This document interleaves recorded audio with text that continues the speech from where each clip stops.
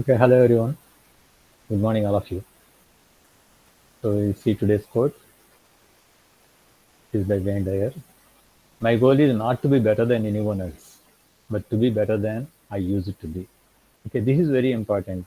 Nowadays, actually, this relative grading and competition in the world and everything, they are making one person away from others, right? Nobody believes others, nobody trusts others like that because of this competition and all. And you always don't compare with others, right? Everybody is good in his own self, right? But only thing is, always you have to try to be better yourself, not by comparing others, but by comparing with your own self. Okay, what is you are yesterday, right? And what is you are today? If you compare, you have to be better than what you are yesterday. So you are competitor to yourself. And if you do like that, definitely you'll be better than anyone, anybody else, right? But never compare with anybody else, and either don't have overconfidence or lack of confidence because of comparing with others, right? So that is more important. So you have to compete with yourself, better yourself every day. There should be value addition in yourself in every moment. Okay, so that is more important. And today is birthday of James Gregory. He is a Scottish mathematician, astronomer, and inventor of reflecting telescope. He was the first to investigate converging number series, which have an infinite number of terms but a finite sum. Right. So in infinite series in your mathematics, you will learn about it. So the convergent infinite series. Right? And he made important contribution to the development of the calculus, although some of his best work remained virtually unknown until long after his death. Many times that's what happened. Nowadays, media is there, and every small talent, uh, every other person in the world are knowing about it. But at that time, because of no media and all, there are so many intellectuals and so many people who are worthy of knowing, but they went unknown. Okay, till so sometimes, if they are fortunate, at least posthumously, right after their death, some people are knowing about their greatness. But people, many have might have died unnoticed, in spite of their worth. So in 1660, he published his Optica Promota, in which he described the first practical reflecting telescope, which is called as Gregorian telescope. Light reflected from a concave elliptical secondary mirror is brought to a focus just behind the hole in the primary mirror. It was superseded by the Newtonian and Cassegrain telescopes.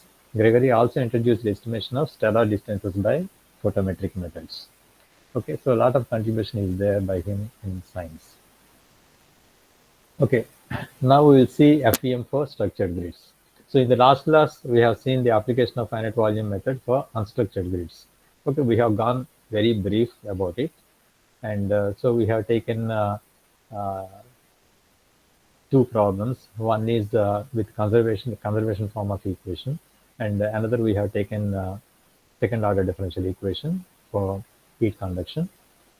And in one of the problem we have dealt with quadrilateral grids, and another we have dealt with triangular grids, and we have seen how to deal with them, how to integrate them, and how to find out the solutions. And we have discussed about implicit method, explicit methods also. And also we have seen how to incorporate, because they are unstructured grids, it is a bit tough to incorporate uh, Newman type of boundary conditions because they give normal gradients. And here they are not orthogonal grids. So we have seen how to deal with okay, so Newman boundary conditions when you have unstructured grids. Okay, these things we have discussed in the last class. And today we will deal with finite volume method for structured grids.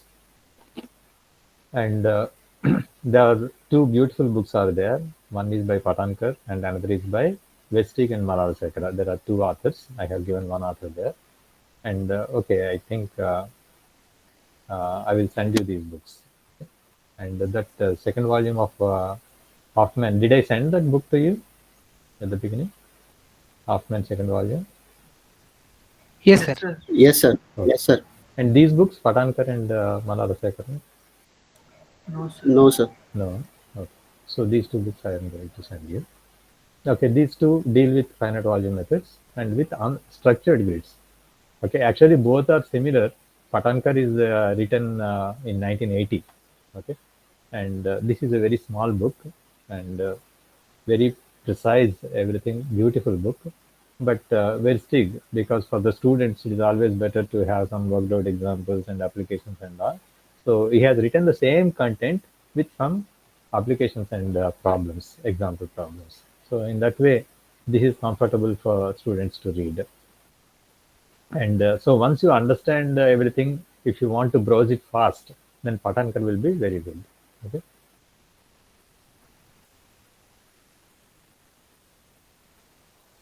Okay. So these are the general differential equations. Yeah, Newtonian, unsteady Newtonian compressible fluid flow. And this is the generalized transport equation in differential form. Actually, this we have discussed on some time back at the beginning, but we will see how it is.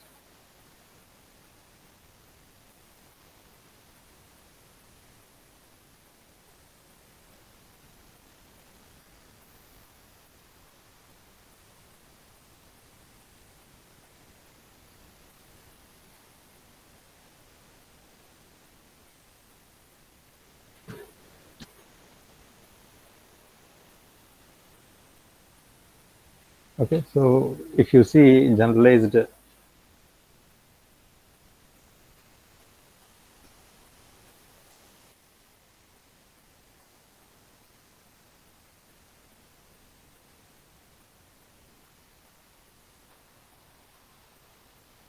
integral form of governing equation, we will write it like dou of dou phi by dou t plus del dot dou v phi is equal to del dot gamma del phi plus plus. Okay, this is the generalized form. So this is like unsteady term. So rate of increase of phi within control volume, and this is a rate of efflux.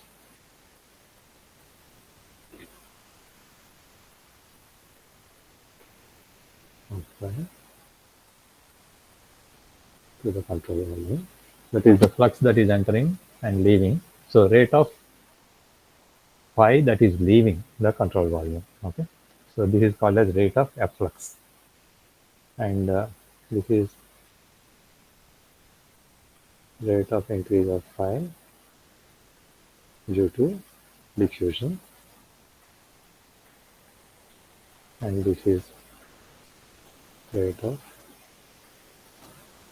decrease of phi due to source terms. So source terms are like due to pressure and gravity and others. Okay, like this. And because here this is a divergence and this is a divergence, so we call this equation is in divergence form.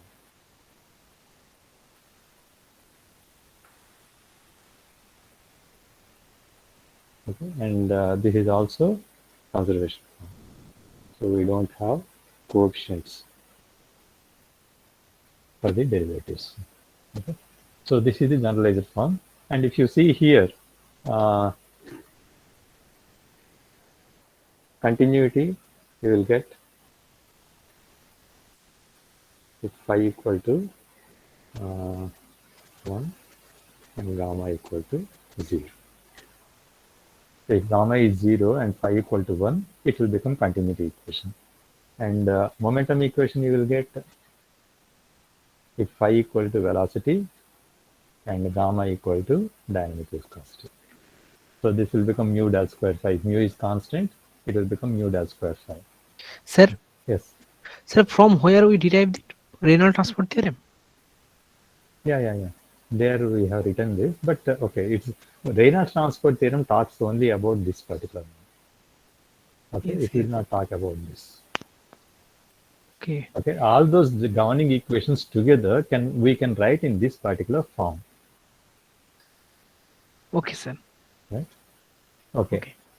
and so if it is energy equation, you will get energy equation if phi equal to temperature and gamma equal to K. So it will become K del square T, right? So this diffusion term, like that. So this is a unsteady term, this is convection term, this is diffusion term. All other terms comes under source terms. Okay, this is the way we write it. And when you want to do it, actually this is not the integral form, this is differential form. Integral form means if you integrate all these over the uh, dv. Okay, so if you integrate over volume, all of the terms, so this is integral form of the equation. Otherwise, it is differential form. That is the main thing. Actually, there are two types of getting integral equation. Directly, you can get direct integral equation, or differentiate the integrate the differential equation. That way normally we do for this. Okay, and coming to boundary conditions.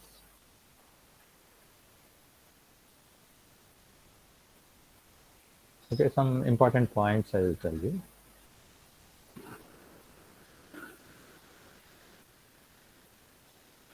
One is all five are to be described at all inlets. This is a important thing. And two,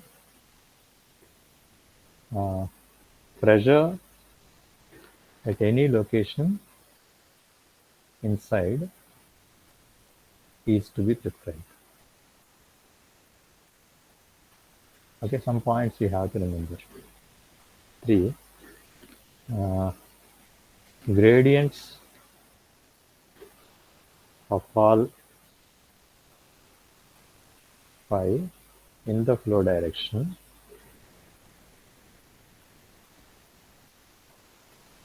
at all outlets. Right? I have to know this. And normal gradients of all phi except P and rho are to be known on solid walls. That is for velocity and temperature, you have to know the normal gradients at the solid walls. Okay, so these are the things normally we have to know whenever you want to solve a CFD problem, right? We have to know these boundary conditions.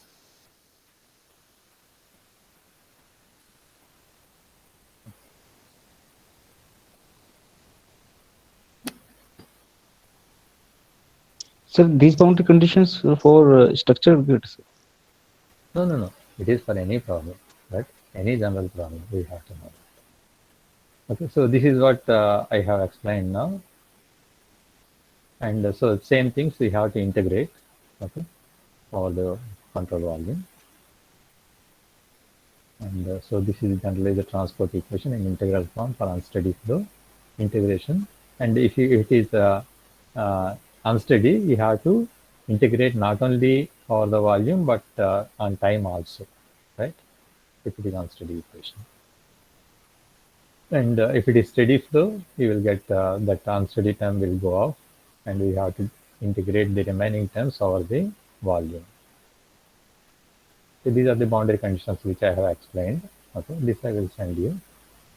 Okay, so we'll take one example problem. Okay, 1D steady diffusion problem.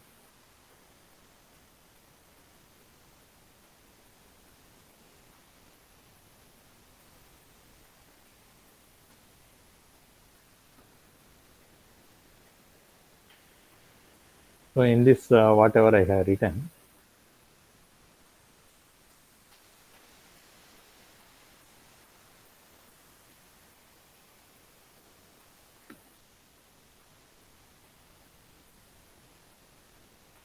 So in this, because it is steady, this will be 0. And only diffusion problem, so convection also is taken to be 0. So we'll have diffusion term and the source term. And here also, because it is 1D, so this will become d by dx of, so mu. If it is the temperature, it will become alpha. Yeah, okay, I will write like that.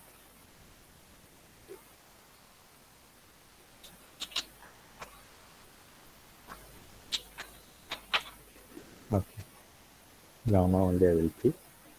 Gamma d5 by dx.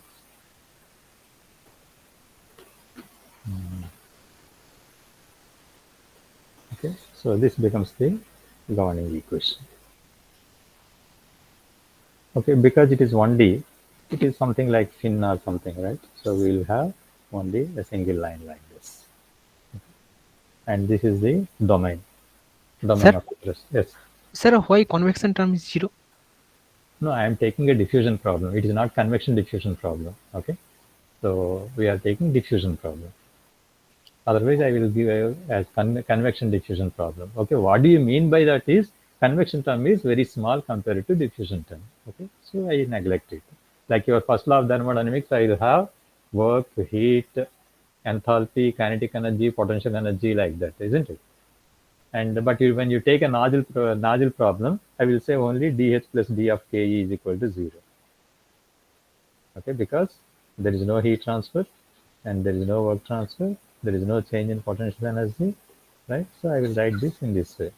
In this way, I take a diffusion term. Okay, the 1D steady diffusion problem means where a problem with uh, change in change with time is negligible, and change due to convection also is negligible. Is it clear? So Yes, the sir. diffusion term, can we say the conduction, like? Yeah, it is like we have taken like suppose alpha del square t plus q is equal to 0, isn't it? So dou t by dou t plus del dot rho dt. This is the conduction equation. That is convection, conduction, everything. So if you take only conduction equation, this is 0. If it is steady conduction, this is 0. Only these two will be there. Am I right? Yes, sir. Okay, like that. Okay, so I am taking a equation like this.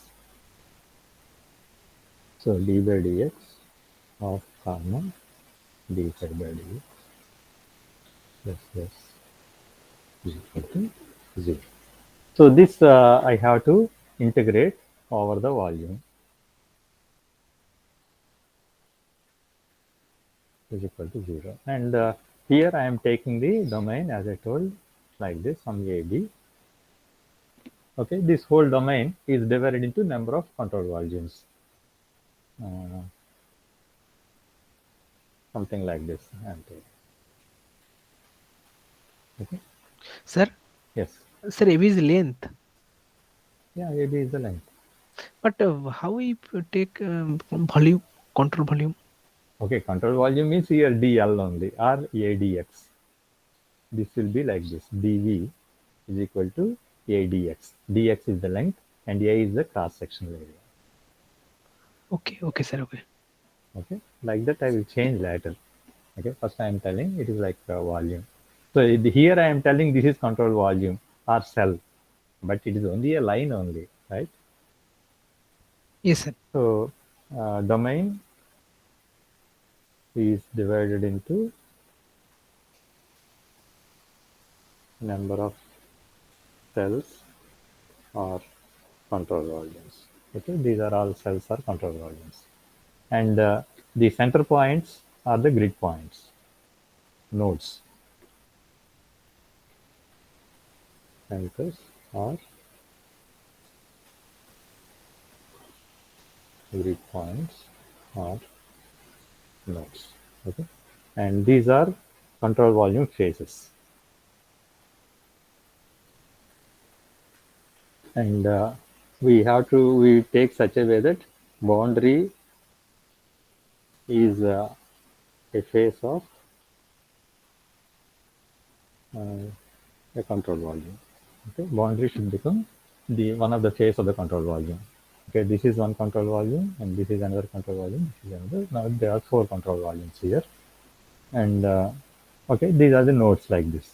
Here there is a particular notation that we use. So here till now in finite difference method, what we do, we are writing I plus 1, I minus 1, I plus 2, I minus 2 like that, isn't it? But here we will take a particular cell, and this node is called as P. Okay, the present node that I am dealing with. And see, if this is I, the I plus 1 becomes the east node, E. And the I minus 1 node is west. So it is notation is given EW like that. So if I have 2D, I will have north node and south nodes. Okay, so I will have one above P and below P. Similarly, if I have 3D, I will have two more nodes will be there, top and bottom. Okay, this is top and this is bottom. This is north, this is south. Like that, the particular notation is followed. Okay. Similarly, the distances, if I take like this, so this is P, this is W, sorry, E. Okay, this particular notation is given by Patankar, and later all finite volume methods with structured grids, they follow this particular notation. This is east node, this is west node, and this is the control volume. And the distances are defined like this. And this wall, this is west wall, and this is east wall. Small letters will write. Okay, these are the walls. And this is the delta x of the element, which is nothing but delta x WE. Okay, small letters WE. And similarly, this is delta x P.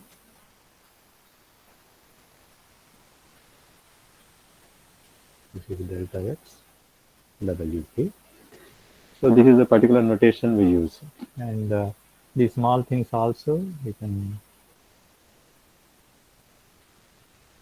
delta x WP, delta x P. Okay, so the distance between the respective letters here, we will write like that. Okay, this is the particular notation we use.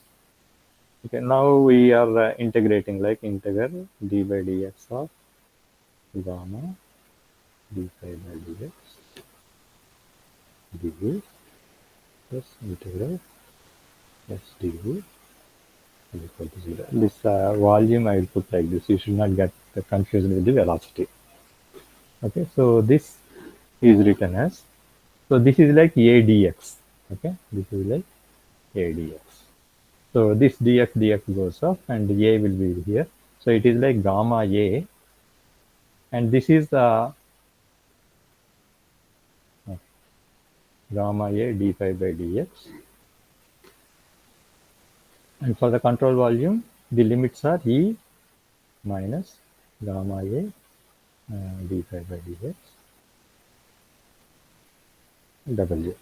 This is like a flux leaving minus flux entering, the net flux that is leaving the control volume. Okay, whatever is leaving here, whatever is entering here. Leaving minus entering is the net flux that is leaving. This is called as F flux. Okay, and plus some S bar dV I will write. Okay, this is assuming the source is constant, some average of that I will take across that distance. Okay, and okay, here some notations I will tell, right? So here gamma on the wall E. Sir, Yes. sir, please repeat S bar. It's average. Yeah, it is some average S over the control volume, over this Okay. volume, whatever is S. Okay. Okay. Sir. Okay. So this is the way we'll write. And here I need gamma E. This is like gamma E AE d5 by dx over E minus gamma W AW d5 by dx over W plus S bar d delta V.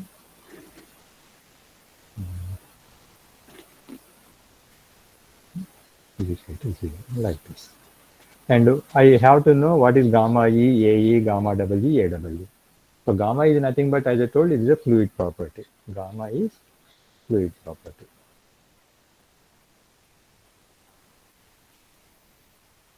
Okay, so there are different ways of taking it. So gamma E can be taken as gamma W plus gamma E, sorry, gamma P plus gamma E. And gamma W can be taken as gamma W plus gamma P by 2. Okay, I want gamma at this point. So this can be taken as the values at this point and this point, average of these two. Similarly, gamma at E, small e, if I want, gamma plus gamma E by 2. Like that I can take. And similarly, this S bar can be written as S E phi T plus S. Okay, assuming it is linearly varying or something like that. So you can take this way. Okay, there are different ways of taking it. I will discuss about that. These are what are called as profiles, profile assumptions. Sir, the S bar SP5P, how it? Yeah, assuming that it is linearly related to the variable dependent variable there between that. Okay, from here to here, it is small w to small e, assuming that it is linearly varying. So I want the value at this point. And plus SU. It's SU. Yeah. So it is something like, so if it is linearly varying like this, so something plus, so this Okay. Okay. plus this, right? So this plus this is SU and this is SP5, like that. Okay. So Okay, sir. this is the way we discuss. Okay. Later, when we solve problems, we will understand exactly what is that. These are called as actually profile assumptions.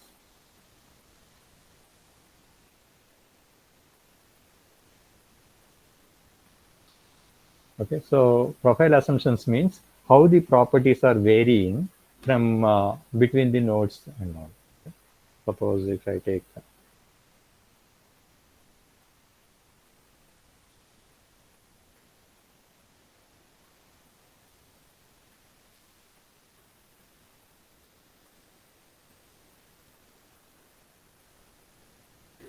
okay, these are nodes.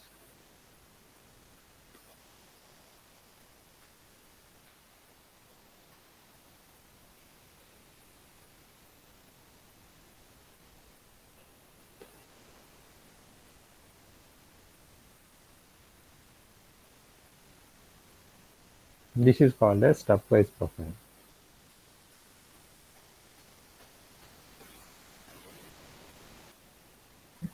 And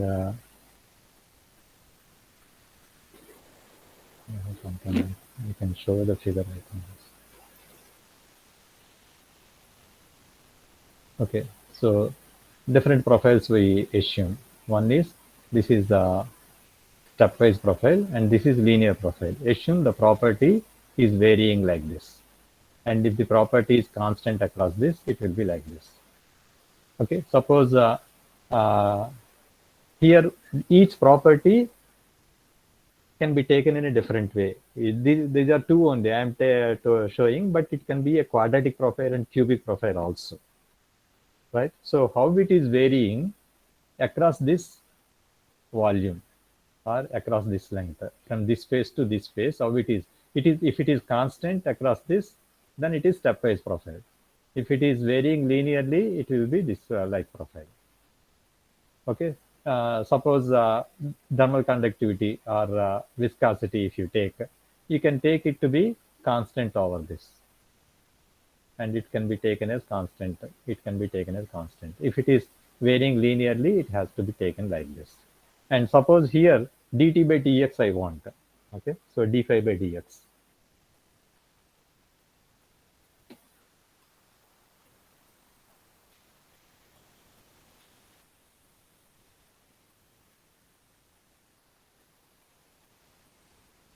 These are linear things. Okay, these are phases. So if I want d phi by dx, how it is written?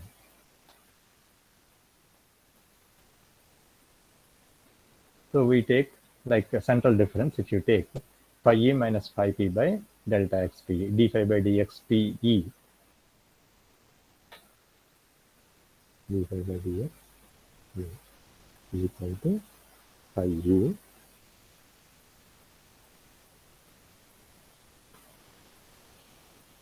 minus phi 2 by delta x p. Similarly, d phi by dx, if I take on the face w, it will be taken as phi w minus phi p by delta x by like this, assuming it is linearly varying like this. Okay, so it is like central difference. This is like central difference, or the slope. If you take, it becomes like a central difference.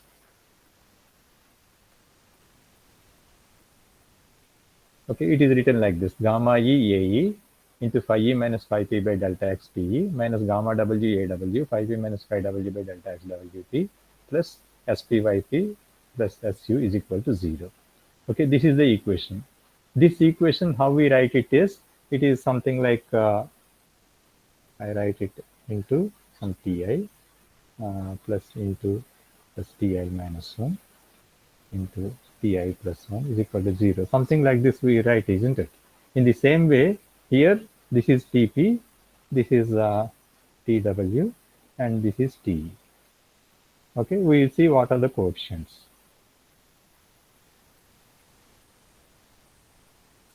In that way, we will take like this. Okay, so if you combine Tp terms, okay, so here, sorry, phi p terms, phi p into gamma e ae by delta x pe. Here also phi p is there, gamma w aw delta x wp, and here also it is there, minus sp into phi p. Okay, so this is, and I am taking the other things to the other side. Okay, phi w, it will have this one, gamma w aw by delta x wp, and phi e has term here, gamma e ae by delta x pe plus su is equal. This is the way I'll write. Okay. So why I am writing like this is, so if I am writing Tp is equal to something into Tw plus something into Pj plus Su is equal to 0. Okay. So this I will write it as Ap, this I will write it as Aw, and this I will write as Ae. Okay. So that I can write it as in explicit or implicit form, right? If I write this as n plus 1 and these as n, then this will become explicit. Okay, but if I write here aw tw n plus 1 plus ae te n plus 1 plus su, if I write like this, then this will become implicit. So then I will get something like this. This will become n plus 1, this will become n plus 1, this will become n plus 1 is equal to some RHS will be there. So this will become like again tridiagonal matrix like this. So this is these are the different ways we will write. So this is the particular way I am writing in this slide. Okay, I will get AP 5P plus AW 5W plus AE 5E plus SU. Okay, where AW is this, AE is this, and if you see here, this particular 5P coefficient, which is AP, AP is nothing but this is AE, this is AW minus SP. This is the way I am writing. Any doubt in this slide you are asking, right?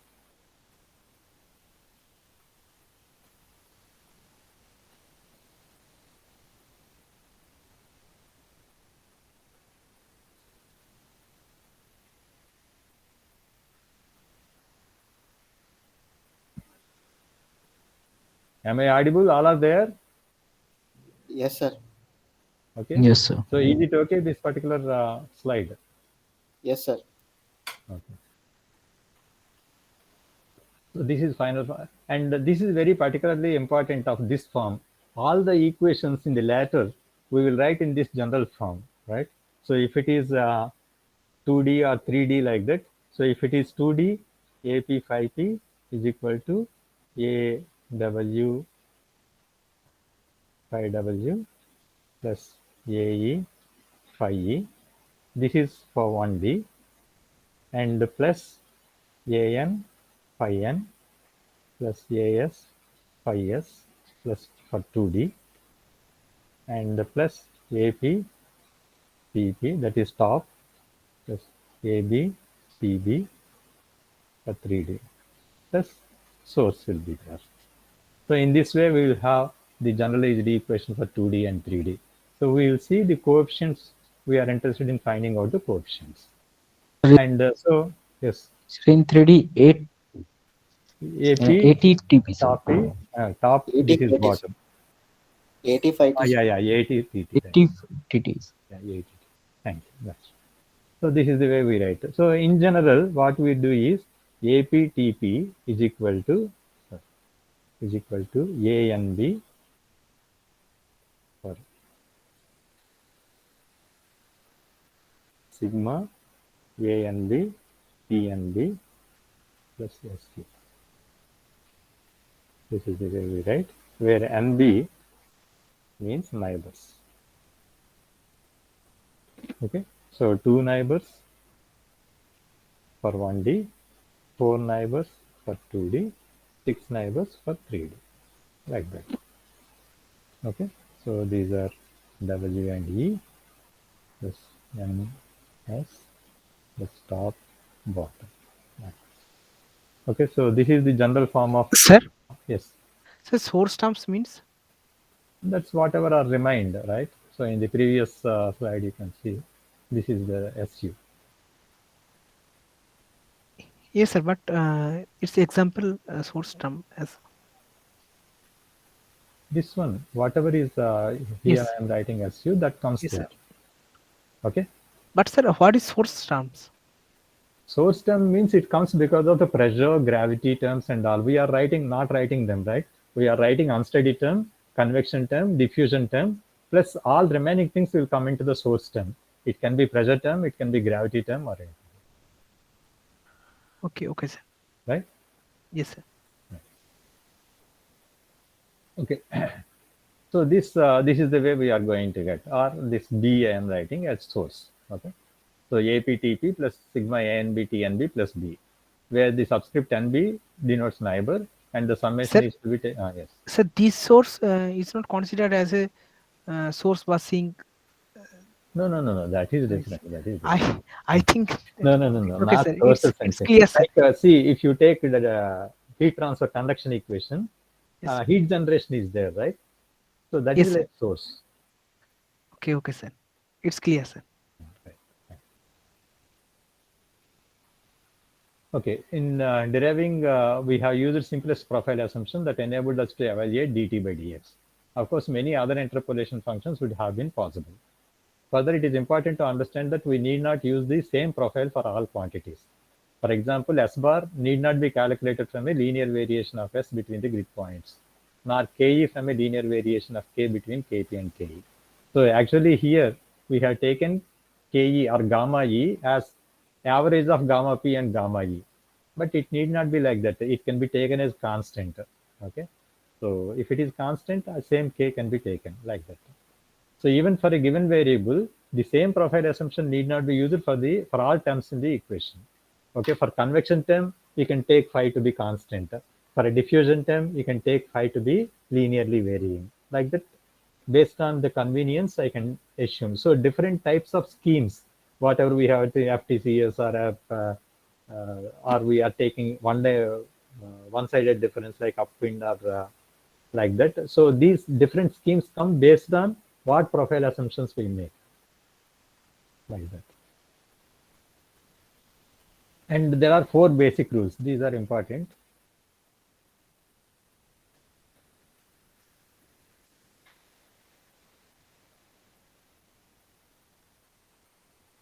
So the one is, so I have taken number of control phase volumes like this. So whatever is leaving here, right? So the same thing should enter to the next control phase. Okay. So whatever expression I write for the flux that is leaving the control phase, same expression should enter the next control volume, so that the conservation is satisfied. So this is one of the main important characteristic of finite volume method. Okay, finite volume method, conservation equations are perfectly satisfied, because I am writing the conservation over each control phase or each control volume. Okay, so the whole domain, if I take, the complete thing is perfectly conserved. But what happens is, in finite difference method, if you take some mass that is entering the whole domain, and finally, after all calculations, if I find out what is the mass leaving the control, the whole domain, physical domain, there will be some difference used to be there. Even if you complete till the convergence, so if you find out what is the mass entering and what is the mass leaving the whole domain, so there will be some difference will be there. Perfectly will not be satisfied. But here, because for each control volume I am satisfying the conservation, the whole properties are conserved. Okay, so perfectly. So that is main important, one of the basic rule. Consistency at control volume phases. When a phase is common to two adjacent control volumes. Sir, Yes. sir, so why we use finite difference scheme in continuity equation? It's a mass conservation equation, but we use finite difference method there. So in finite difference method, I use mass conservation, right? And I calculate the temperatures at various points and all. And finally, after all the calculations, if I take how much volume of mass is entering into the domain and what is mass leaving the domain, there will be some discrepancy will be there, even if because of round of error or whatever it is. But here, because I ensure each control volume, at each control volume, the property is conserved. So the whole thing, whole domain, it is perfectly conserved. Okay. Okay. Anyhow, so the flux across it must be represented by the same expression in the discretization equation for the two control volumes. So whatever flux I am using for leaving the control volume at the upwind, okay, same mass should enter the next control volume. So that is what is called as consistency at control volume phases. And the next thing is positive coefficients. This must be important. Okay, the second one is I should have positive coefficients. Means this AP, AE, AW, etc. must be positive. Sir, Yes. sir, please repeat option 1 on the one. There is nothing. There should be consistency at the control volume phases. Okay, there are two control volumes adjacent to each other. So whatever property that is leaving the control volume before should enter the other control volume after this. So same thing. So whenever there is a common phase. Am I clear or not? Yes, sir. Yes, sir. Okay, so that is that. And the second thing is mathematically I have to be sure that all must be positive. Okay, I'm giving positive or negative. All must have same sign.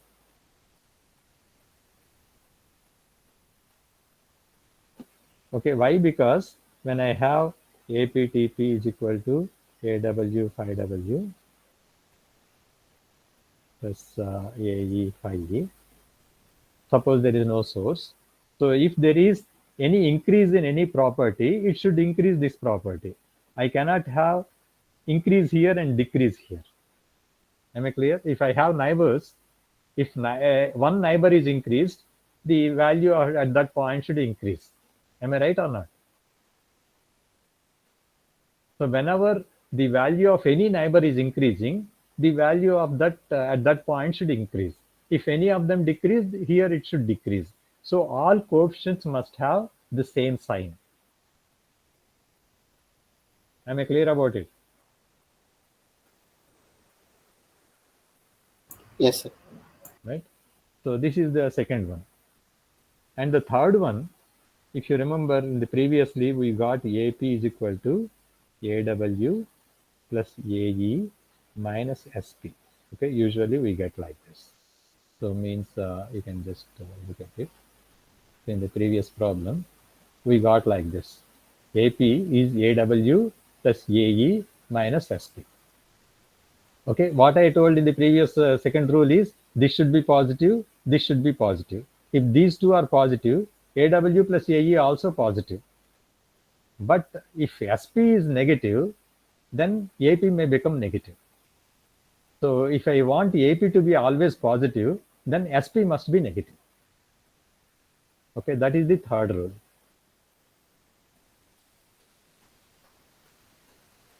Okay, when the source term is linearized, S bar is equal to SC plus SPTP, the coefficient of SP must always be less than or equal to 0. That is, it must be negative.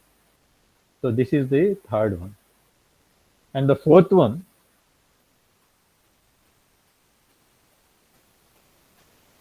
AP should be equal to sigma A and B if no source. If there is no source, the sum of the coefficients of all the neighbors should be equal to AP. Okay, this is the fourth one. But all these are satisfied in the previous problem. Okay, these are the four basic rules I have to ensure. Okay, AP is equal to sigma A and B for situations where the differential equation contains to remain satisfied after a constant is added to the dependent variable. Okay, so we'll see some example problems. Okay, so consider the problem of source-free heat conduction. That is only this. This is the equation. This is like k del square t equal to 0. This is like elliptic equation, right? If you remember, we have solved del square t equal to 0, or del square psi equal to 0, or del square phi equal to 0, or del square v equal to 0, like this. Okay, so this is elliptic equation. So we have seen that for 1D steady heat conduction without source term, we will get like this. Okay, so del square t is equal to 0. Or if there is like this, d by dx of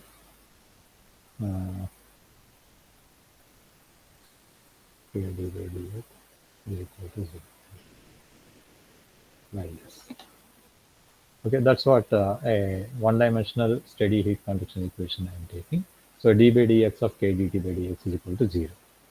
So this is this, and calculate the steady state temperature distribution in the rod. Normal conductivity K equals to 1000 watts per meter Kelvin, and cross-sectional area A is equal to 10 into 10 power minus 3 meter square. Okay, and these are the boundary conditions. TA is equal to 100 and TB equal to 100, and the length is given to be 0.5 meters. So what I have to do is, what are the temperatures at various points after attaining the steady state? Okay, so that is the problem. So the same thing in the way we have discretized, we will do that. So KE, AE, So gamma AE, right? Delta X TE plus this. So here in the previous problem, I have minus SP here. So because there is no source, this is 0. Okay, the same thing we have written here. Any doubt here? No, sir. Okay. So delta X equal to 0.01. So assuming that this is 0.5 meters, and we have discussed it in such a way that delta X equal to 0.01. So APTP equal to Sir, AWT. Yes, the delta X is given in the question. delta X. Can you show the question again? Yeah, this is the question. Delta X is not given. You can take any delta X, Okay, sir. right? So it is left to you. If you want more accuracy, you can take more small delta X. Okay, so this is the way we write. And this particular equation, I can use for all interior points. Okay, but this point near the boundary will have to be dealt in different way. Because for this, there is no east node. And for this one, I don't have west node. Am I right? This is Yes, sir. center line. So I have to take delta X by 2 here. This is to be taken as the west node. So I have to write separately the equations for this particular node and this particular node, the nodes near the boundary. Okay, so this is the equation for all the nodes in between. Okay, and we are assuming A and K to be uniform. Okay, so here we can take here KE, KW, all these things are taken as K only, and AE, AW are taken to be A only. So Ka by delta X, here Ka by delta X, here actually 2 Ka by delta X I will get, or AW plus AE. Okay, like that I get.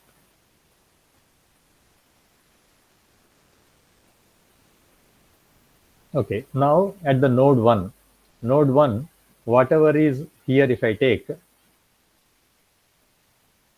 I want heat efflux. Okay, for node 1, efflux means heat leaving minus heat entering. So I will get K. What is that leaving? Leaving I have to, okay, for this, leaving this side and entering this side. Okay, here the delta X will be delta X by 2. Here it will be delta X. Okay, that's what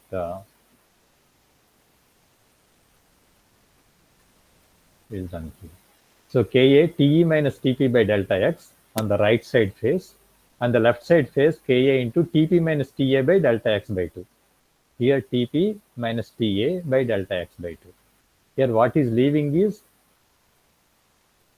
Te minus Tp by delta X.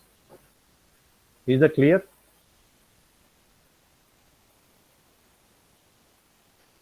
Yes, sir. In the same way, for this, whatever is leaving is from here. That is, whatever is leaving is Tb minus Tp by delta X by 2. And whatever is entering, the difference between these two, okay, Tw minus Tp. Right. So here if you say Ka into Tb minus Tp by delta X by 2, this is the heat leaving, and entering is Ka Tp minus Tw by delta X.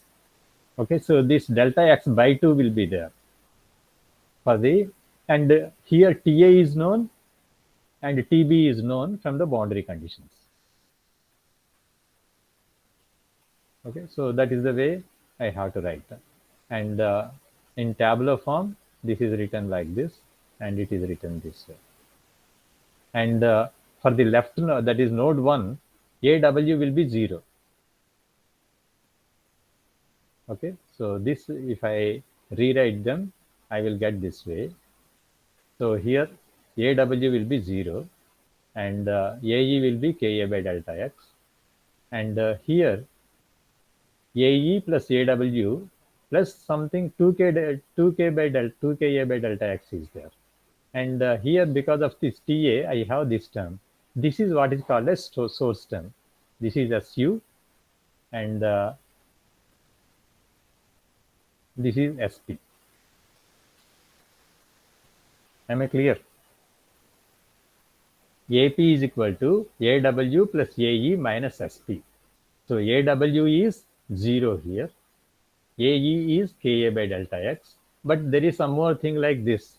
2 Ka by delta x into Tp. So this is taken as SP. Okay, this is taken as SP. So AW plus AE minus SP is this. And here, this TA term will come to the right side. Okay, that is 2 Ka by delta x TA. And this is SU. Okay, this is SU. So I have to write it in general form like this. In the same way, this node 5 also written like this. So now I got all the equations for interior nodes, for left boundary, and for the right boundary. So these are to be Sir? substituted. Yes. Can you explain again, sir? Which one? Sir, the right-hand side equation top. Okay, here, this one. Okay. Yes, sir. So this is written like this. So what is Tp here? Tp into Ka by delta x. This is Tp, right? So here also Tp, Ka delta x by 2. That is 2 Ka by delta x. These two terms are there, right? So that is written here. Is it okay? Yes, sir. And Tw, there is no Tw terms here. So I write 0 into Tw. Okay? Yes, sir. Yes, sir. And Te is there. Te into Ka by delta x. That I am writing here. Yes, sir. And this boundary value, this one I am taking to the right side, 2 Ka by delta x into Ta. Okay, this one. Yes, sir. Okay, so this Sir, is that AP. Yes, sir. AW is 0 and AE is Ka by delta x. So here AW plus AE is this. And there is extra term here. And so I am writing this as AW plus AE minus SP, where SP is minus 2 Ka by delta x. Yes, sir. Understood. Okay. Now you can check now. AW is positive, AE is positive, and SP is negative, right? SP is negative. I want to be negative. So because here minus SP, so this also is positive. Okay, and this value is known because TA is known boundary condition. In the same way, I write for the right boundary. Okay, so once I know all these things, what are the values here? K is known, okay, thermal conductivity, area is given, and TB is given, TA is given. So I know all the values here, and I can substitute all the values, and I am going to get the equations at all the nodes. Okay, this is the left boundary. This is the equation I get, and for all the interior nodes and the right boundary, I will get these 5 equations with 5 unknowns T1, T2, T3, T4, T5. Okay, so this is the way I get. And if I write this in matrix form, I'm going to get a tridiagonal matrix. Okay, assuming it is implicit method. Okay, I'm not assuming anything. If I assume initial values and go on do iterations, that is explicit method. So I am directly solving it, implicit method. Okay, so T1, T2, T3, T4, T5 are unknowns. I am writing this way. Okay, and this T200 TA, this is known value. This is taken to the right side. Here also 200 TB is a known value. I am taking it to the right side. And all the other values are known values, the unknown values. Okay, here you can see 300 T1 minus 100 T2. So 300 minus 100, here T1, T2. And 200 T2 minus 100 T1 I will get. Okay, so minus 100 T1 plus 200 T2 minus 100 T3. Okay, these two I am taking to the left side because these are all unknown values. So I will have 3 unknowns. For all the intermediate points, I have 3 unknowns. So I have minus 100, 200, minus 100, minus 100, 200, minus 100 like that.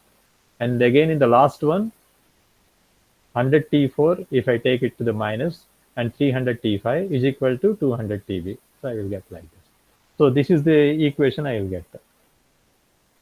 And these equations can be solved. And so if you write a program, I can call here tridiagonal matrix algorithm. And you know the diagonal terms. So A, I suppose it is 200. And AC, that is minus 100. And sorry, CI.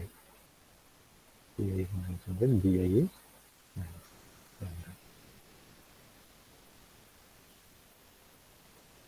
100. So like that I can solve the tridiagonal matrix. And if I solve it, I'm going to get these 5 points. Sir, repeat ABCI, sir.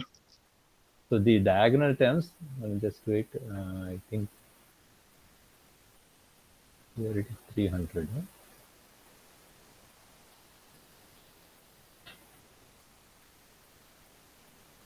Okay, all are not same here. Okay, anyhow, the lower diagonal, that is CI, all are minus 100. Upper diagonal all are minus 100.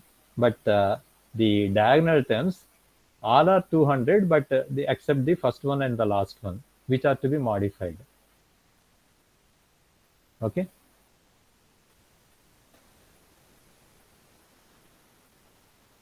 AI, all are not 200. Okay. So except on the boundaries. Like right hand side matrix also we modify the first term and last term, isn't it? In the same way, Yes. the first term and the last term for the diagonal also I have to modify. Okay, so the remaining things will be same like this. Then you can call for right angle matrix. Okay. Yes. Right. So once you get this solution, and this will be linear. Okay, this is the way we solve the problem. And another problem is solved with source term. So if I have a source here, how to solve it? So we discuss a problem that includes sources other than those arising from boundary condition, and shows a large plate of thickness L equal to 2 centimeters with constant thermal conductivity K equal to 0.5 and uniform heat generation Q equal to 1000. And again, boundary conditions A and B are 100 degrees and 200 degrees respectively. Assuming that the dimensions in the Y and Z directions are so large, the temperature gradients are significant in the X direction only. So it is one-dimensional heat conduction only with heat generation. Okay, so in the same way we have to put, only thing is here there will be plus Q dV, Q delta V will be there, and Q is given. So this will become Q A delta X. The remaining things will be as it is. Okay, so here Q A delta X will be there. That will become the source here. And again we write in the same way by including this Q A delta X for the node 1 and node 5 also. So we will get the equations. And again we will get the 5 equations to be solved. And this is the analytical solution because we have already studied heat transfer. For that particular problem, this is the analytical solution. And you can find out this is the numerical solution and you can compare. Okay, this is the way we have to go about it. And for this, you go through Malala Sekara and Verstig. Okay, this is the book I am going to send you. Just you can go through this particular book. I think this chapter, I will tell you. Because first two chapters, this is on governing equations and all, which you need not spend time, which we have already discussed. Fourth chapter, right? Okay. You go to the So fourth chapter of this book, sir. Yeah, this book. Okay. It's very comfortable reading book, right? You can easily understand. Okay, any other questions? This is a comparison of analytical and exact solutions. So it's perfectly matched. And the percentage error is very negligible, 1.5, 1.6, 2.73. And it can be extended to 2D and 3D. As I told, I will have north node and south node extended. So like this. So you'll get 5p minus 5w, 5e minus 5p, 5p minus 5s, 5m minus 5p for now. So all the four sides if you write. And if it is 3D, you will have top and bottom like this. And the same way, the expressions you will get. Okay, this already I told, this is the way we get. So in this way, we can extend the problem for 2D and 3D also. Any questions?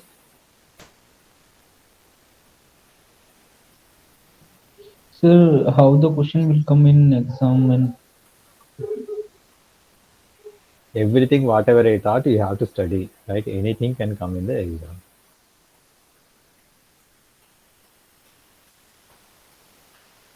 Okay? okay, sir.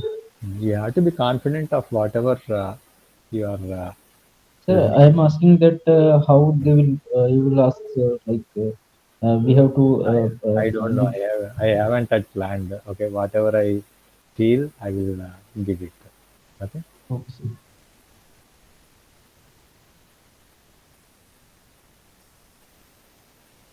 Okay. So we'll have the story. Yes, sir. Okay. It is a story on the purpose of life. It's a nice story.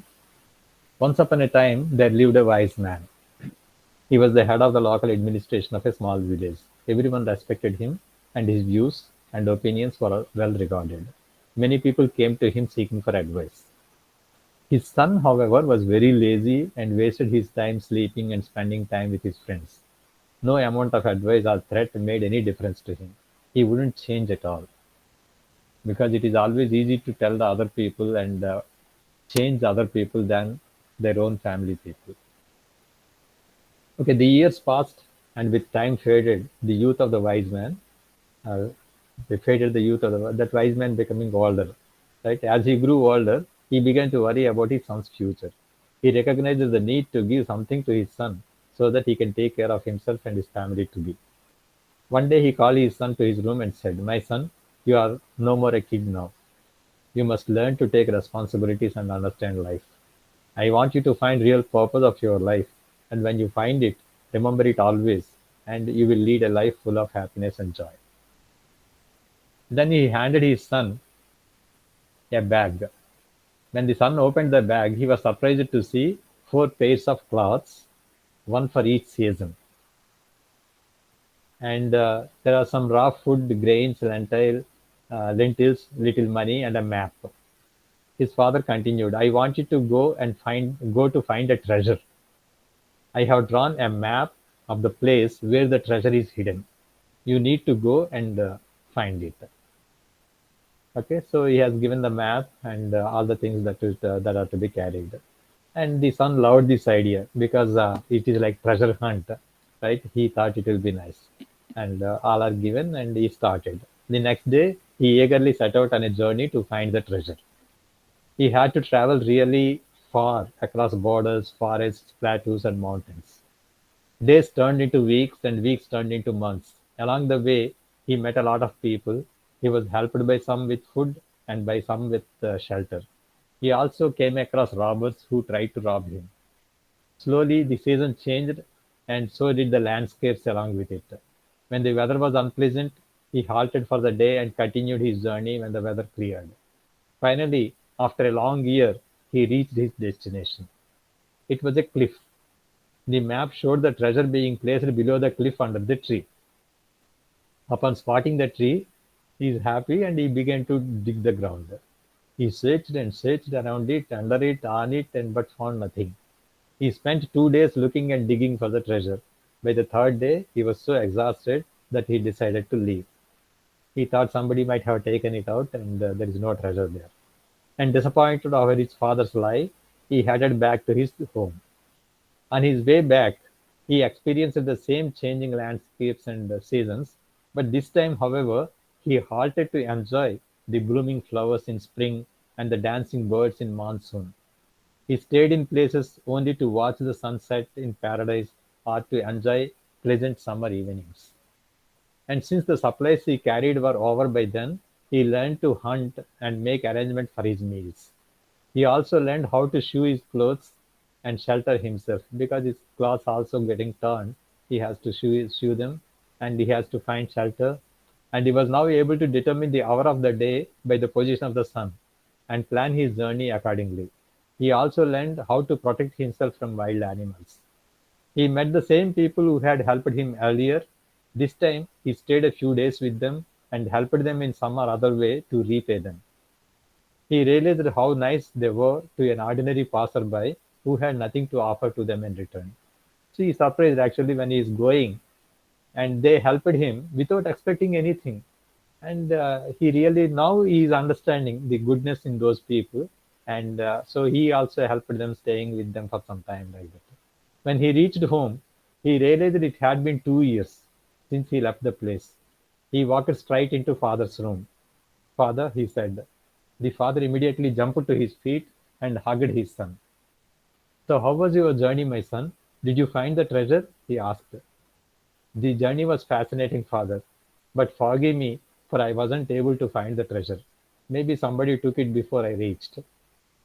He himself surprised by what he just said. Previously, he was angry at his father that he lied or something. Now he is not angry. He wasn't angry at his father. Instead, he was asking for forgiveness. There wasn't any treasure in the very first place, my son, the father answered, smiling. Then why did you send me find it then? He asked. I will surely tell you why, but first you tell me, how was your journey to the place? Did you enjoy it? Of course not, father. I had no time. I was worried someone else would find the treasure before I did. I was in a hurry to reach the cliff. But I did enjoy the journey on my way back home. I made many friends and witnessed miracles every day. I learned so many different skills and the art of survival. There was so much I learned that it made me forget the pain of not finding the treasure. The father said to him, exactly, my son, that's what I wanted to teach you.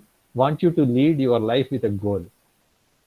But if you remain too focused on the goal, then you will miss out real treasures of life. The truth is, life has no goal at all, other than to just experience it and grow with it every single day. It's very, very important actually. The truth is, life has no goal at all. People say, what is your goal? And you always focus on the goal. You don't enjoy the journey. Enjoying the journey is more important. Every day you have to enjoy it. That is more important. If you just focus on the goal only, you will not enjoy the whole journey, right? And you don't know whether you live or not by the time you reach the goal. Many times that's what happens to many people, right? They never enjoy the life. Okay, so the truth is life has no goal at all other than to just experience it and grow with it every single day. It is when we set in life without trying to associate any meaning or greater purpose to it that we find the treasure of true joy in each moment. The purpose of life is to live it, to taste experience to the utmost, to reach out eagerly and without fear for newer and richer experience. Okay, thank you. Thank you very much. Thank you, sir. See you all. Thank you, sir. Thank you, sir. Thank you. Thank you, sir. Thank you. Thank you, sir. Thank you, sir.